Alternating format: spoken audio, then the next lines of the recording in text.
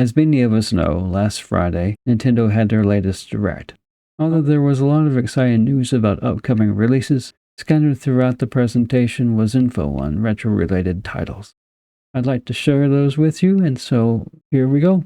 The first of which was Super Mario Galaxy 1 and 2, which are coming to Nintendo Switch.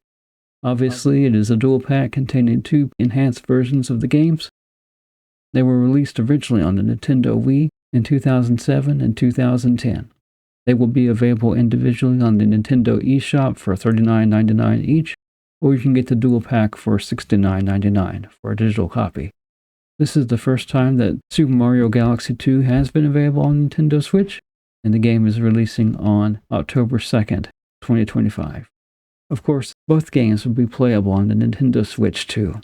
I do think it is a shame that this does not include Super Mario 64 or Super Mario Sunshine, which were part of the Super Mario Bros. All-Stars collection that was on Nintendo Switch 5 years ago, and has since been delisted and now goes for a large price on eBay. Some of the changes because of the new Super Mario Bros. Galaxy movie that was announced at the Direct, and some of the changes to the games include Rosalina's storybook is now in Super Mario Galaxy 1, and then also new storybook pages have been added as well. After mention of Super Mario Bros. Wonder, Nintendo Switch 2 edition, there was also more gameplay footage of Tomodachi Life, Living the Dream. I mention this not because of the fact that it is a retro title, but because it has retro aesthetics. Of course, this game has Miis in it, which are characters that you could create on the Nintendo Wii back in the day. The game is supposed to release in spring of 2026, and I'm sure many people will be looking forward to it because of nostalgia and other reasons. At this point, Nintendo went on to discuss different things like third-party releases such as the Mortal Kombat Legacy Collection, which will be available on Nintendo Switch 1 and 2 digitally on October 30th, 2025. The physical version will also release on December 12th, 2025. I did notice that in the Nintendo Direct that Nintendo did not show any fatalities and instead showed a friendship instead. Thought this was kind of funny, but also appropriate considering Nintendo likes to have a nice clean image, so to speak. Then they showed Final Fantasy VII Remake Intergrade, which is coming to Nintendo Switch 2 on January 22nd, 2026. There are multiple versions of this game that are available for pre-order on the Nintendo eShop. The prices range from $39.99 for the regular version, and then also $59.99 for the deluxe edition. Note that there is special limited early purchase versions of this game, and that one does contain a port of the original Final Fantasy VII, which is a nice touch. However, be aware that there is also Final Fantasy VII Remake Intergrade that is not the early purchase version. This one is also $39.99 but does not include a port of the original Final Fantasy VII, so make sure you don't get that one when you pre-order. To me, the biggest news of the Direct was actually the announcement of Dragon Quest VII Reimagined. It is scheduled to release on February 5th, 2026. The regular retail price for the game will be $59.99, and there will also be a digital deluxe edition available for the different platforms. The price for that one will be $74.99. As opposed to the remakes of Dragon Quest 1 through 3, this one will have polygonal characters instead of 2D sprites.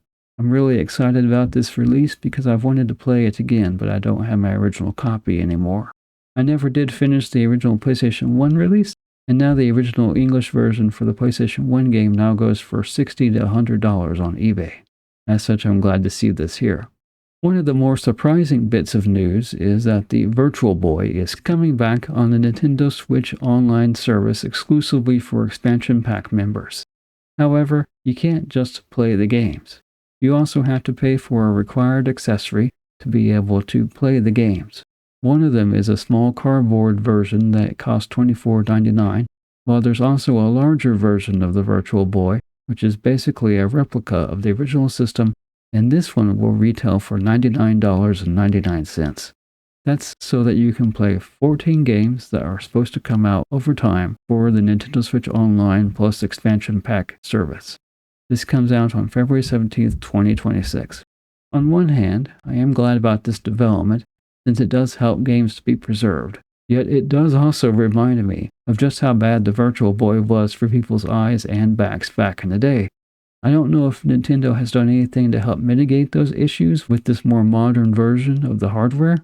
One thing I did notice was that in the video it does mention produced by children 7+ only. Parents should supervise children while playing.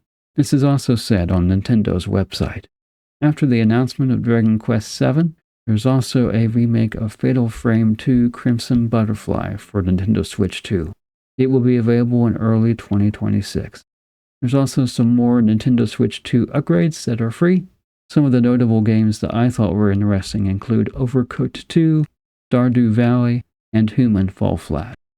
Finally, the Direct ended with some footage of more third-party titles.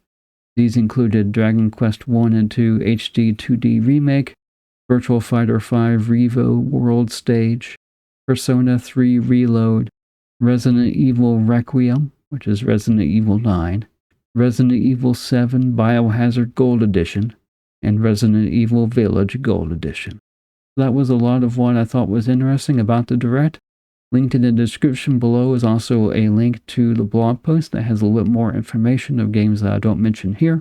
Thank you very much for watching, and please like, share, subscribe, and comment.